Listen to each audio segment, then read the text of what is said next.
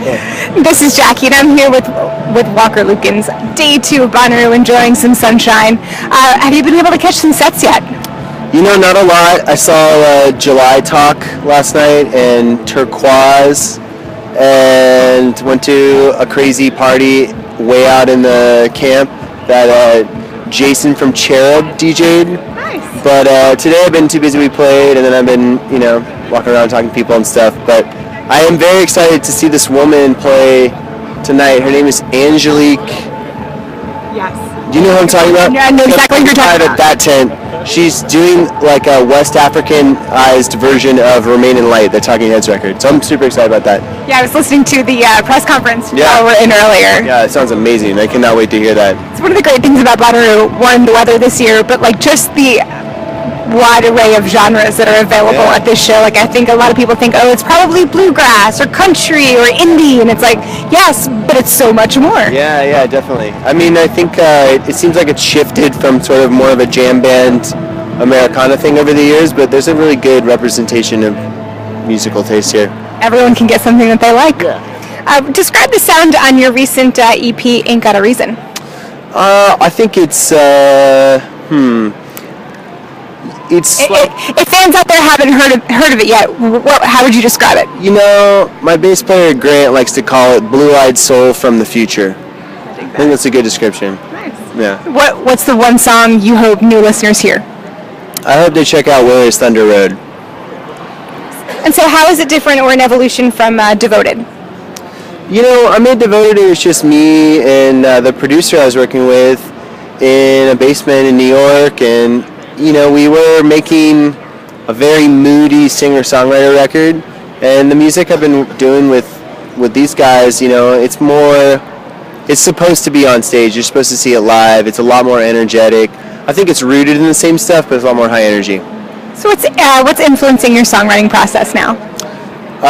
These days, I have been trying really hard to write sort of more straightforward lyrics, which is just a new frontier for me, and that's something I never really wanted to do. And then I've been listening to a lot of like Randy Newman and a lot of like Harry Nilsson, and trying to let that wash over me. I really like Tobias Chesso Jr. I feel like he's in that vein too.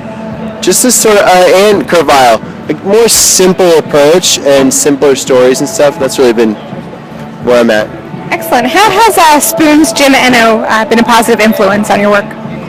Jim has been an amazing person to work with. He is a phenomenal engineer. He has a lot of great ideas, and also Jim has done a good job. I think my songs sometimes are, they play with a lot of different genres, and Jim has been a great force of making things more cohesive. He's good at selecting songs. Definitely helpful. Speaking of selecting songs, how do you choose your set list for Bonnaroo?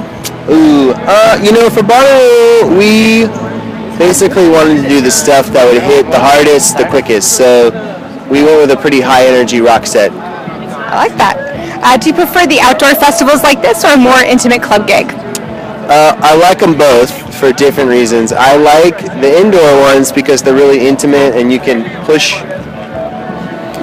the boundaries and people's buttons more. In a festival, it's much more celebratory, and everyone who's there is usually in a lighter mood. It's not the end of a work day. They're taking the day off. It's a different kind of energy you're getting from them. I didn't think about that. That makes sense. What's the impact of streaming sites like Spotify have on your career? I think it's amazing. I mean, you wouldn't believe the number of people who come up to me and are like, hey, I heard your music on Spotify Discovered. That's great. I mean, everyone complains they definitely sell less records, but I think it makes sure it distributes your music all over the world for free.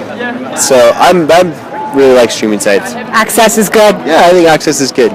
It's better to have access than no access to your music at all. I would. Well said. And we'll see how that evolves. I'm interested to see in the coming years. Spotify, we're watching you. Yeah. How do you measure success when ticket sales and album sales are not what 2017 really uses anymore? That is a really good question. I think these days I think a lot less about sort of how successful I am or how good we're doing, and more I just try to maintain the same pace and be happy at that. Everything about my career has been sort of this slow and steady like that. It's just very hard to measure, you know. I was talking with Jim from Spin a couple days ago, and you know, they just put out records all over the place. They're touring all over the world. Things are going really well. And even he was saying, he's like, it's just very hard to measure how well it's doing these days. And I think we're in a period right now where we don't have a good grasp of what's successful, but you know, when you go and play for people and you see how they're reacting, like that's great. It's all I need. Speaking of which, what's up next for you? We are headed to Firefly Music Festival in Dover. Near me. Yep. Can't make it, but would love to. And I know it's going to be great. Similar vibe to this, not similar. I'll say similar. I've never been. I don't know. Bring your bug spray. Cool. Bring your water. Bring your SPF. Kind of like here. Okay. Bring your good vibes. It'll be fun. It'll be fun. I can do that. Stay tuned for much more from Walker. This is Jackie. Thanks to In the Key of Change, Chorus FM, and One Avenue.